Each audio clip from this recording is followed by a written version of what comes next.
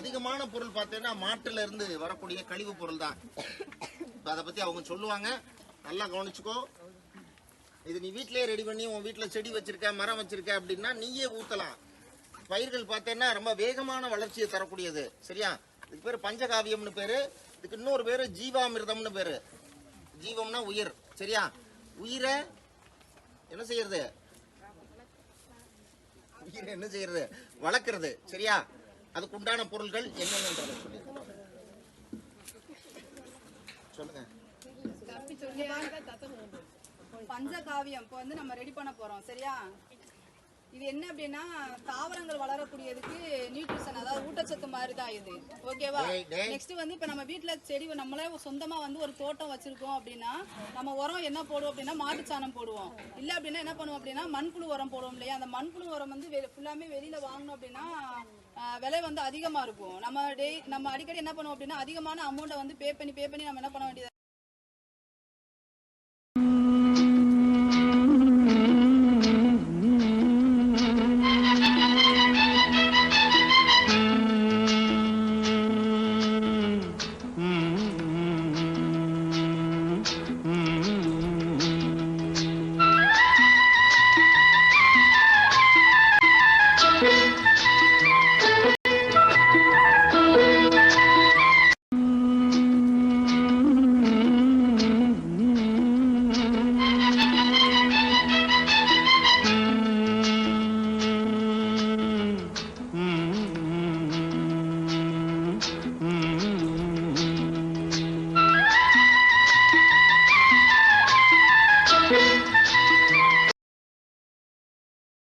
வணக்கம். அரசு மேல்நிலைப்பள்ளி சிப்பிப்பாறை. எங்கள் இலக்கு பிளாஸ்டிக் இல்லாத பள்ளி வளாகம். பள்ளி வளாகத்திலும் வகுப்பறைகளிலும் பிளாஸ்டிக் பயன்படுத்துவதை கட்டுப்படுத்துவது இலக்காக கொண்டுள்ளோம். மாணவ மாணவிகளிடம் வகுப்பு வாரியாக மிஷன் இயற்கையின் கீழ் பிளாஸ்டிக் பயன்பாட்டை குறைப்பது எப்படி என்ற விளக்கம் வழங்கப்பட்டு வருகிறது. இந்த செயல்முறைகளுக்கு பின்பு பிளாஸ்டிக் பேப்பரில் பாக்கெட் செய்யப்பட்ட தின்பண்டங்களின் பயன்பாடு குறைந்துள்ளது.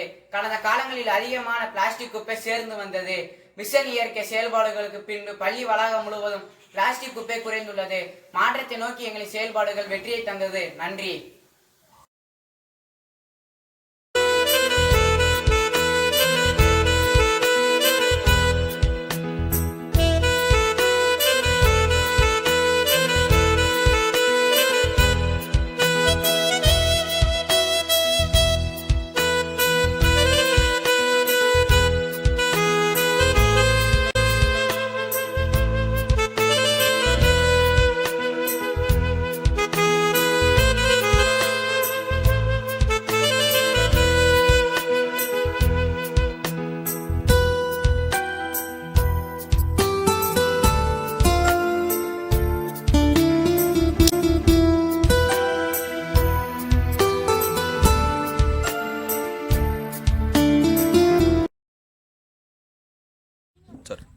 வணக்கம் சார்.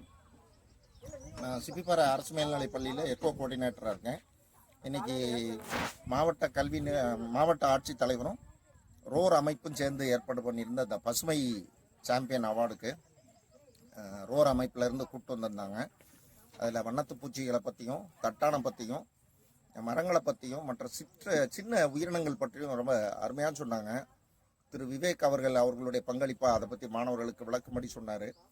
ஆர்ஐடியில் இருக்கக்கூடிய பொட்டானிக்கல் கோஆர்டினேட்டர் மிஸ் மகேந்திரன் அவரும் மரங்களை பற்றியும் மரங்களுடைய அடையாளம் எப்படி கண்டுபிடிக்கிறத பற்றியும் சொன்னார். அங்கே இருந்த ரொம்ப பழமையான மரங்களை பற்றியும் சொன்னாங்க. அடுத்தபடியாக ட்ரீ அமைப்பில் இருந்து வந்த செல்வி அவர்கள் அவங்களுடைய பங்களிப்பாக இயற்கையை பற்றி நிறைய சொன்னாங்க. இந்த இயற்கை ஆர்வலராக அதில் பங்கெடுத்து கொண்ட ரோர் அமைப்பினுடைய ராம்குமார் மற்றும் நரேன் அவர்களும் அவங்களுடைய ஆர்வத்தை பற்றியும் சொன்னாங்க. மொத்தத்தில் இந்த களப்பயணம் ரொம்ப உபயோகமாக இருந்தது.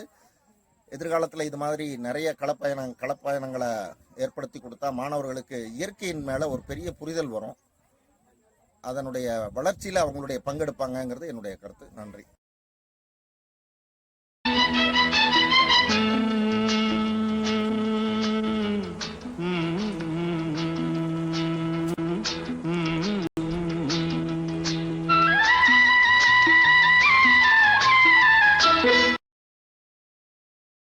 மகாத்மா காந்திஜி இருக்கார்ல, நம்ம தேச தந்தைன்னு சொல்கிறோம்ல, அவர் வந்து இந்த மரத்தின் கீழே ப்ரேயர் கண்டக்ட் பண்ணிருக்காரு. இங்கே ஒரு மீட்டிங் போட்டிருக்காரு, இங்கே இந்த மரத்தின் கீழே நடத்திருக்காரு. அதுபோல் வந்து இந்த மரம் வந்து ஒரு ஒரு ஒரு ஐகான் சொல்லுவோம்ல, ஒரு ஒரு முக்கியமான ஒரு இதுன்னு சொல்லுவோம்ல.